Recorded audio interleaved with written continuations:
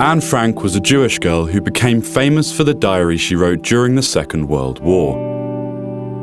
She was born in the German city of Frankfurt in 1929. She had a sister, Margot, who was 3 years older. Things were going badly in Germany. Unemployment was high and many people were poor. At the same time, Adolf Hitler and his Nazi party were gaining supporters by promising to solve the country's problems. The Nazis hated the Jews and blamed them for the problems. When the Nazis came to power in 1933, hostility to the Jews increased. Anne's parents, Otto and Edith, decided to flee to the Netherlands. They settled in Amsterdam here on Merwedeplein. Anne soon felt at home. She went to school, learned Dutch and made new friends. 6 years later, war broke out across Europe. In 1939, Nazi Germany invaded Poland, and in 1940, the German army occupied the Netherlands. The Nazi occupiers made life increasingly difficult for Jews. Jews have to wear a Jewish star. Jews have to hand in their bicycles. Jews are not allowed in the tram. Jews are not allowed to ride in cars. Jews must attend Jewish schools, and so on and so forth. In the summer of 1942, after Anne's sister, Margot, was ordered to report for a so-called labour camp, the Frank family went into hiding behind Otto's business on the Prinsengracht. They were joined there later by the Van Pels family and Fritz Pfeffer. The 8 people in hiding were helped by loyal staff and friends of Otto's, Miep and Jan Hies, Johann Voskuil and his daughter Bep, Victor Kugler and Johannes Kleiman.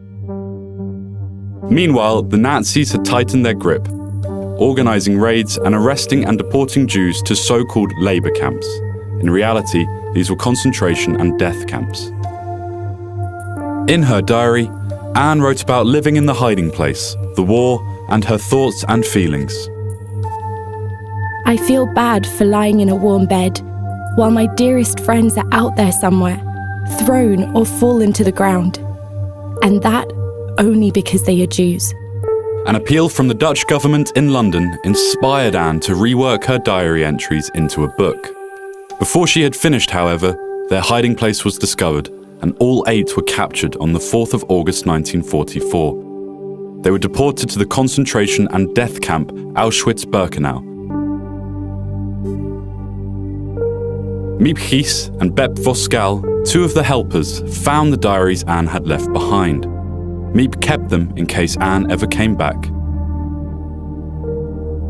But she didn't come back. In February 1945, Anne and Margot died of typhus in appalling conditions in the concentration camp Bergen-Belsen.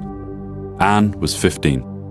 Of the 8 people, only Anne's father, Otto, survived the war. When he read Anne's diaries after the war, they made a deep impression. He discovered how much writing had meant to her. No one who doesn't write can know how fine it is. And if I don't have the talent to write for newspapers or books, well then, I can always go on writing for myself. Otto read how Anne had hoped to publish a book, so he carried out her wish. Anne's story about life in hiding and the war is read all over the world. Her diary has been translated into more than 70 languages. The hiding place is now a museum and welcomes more than 1 million visitors a year.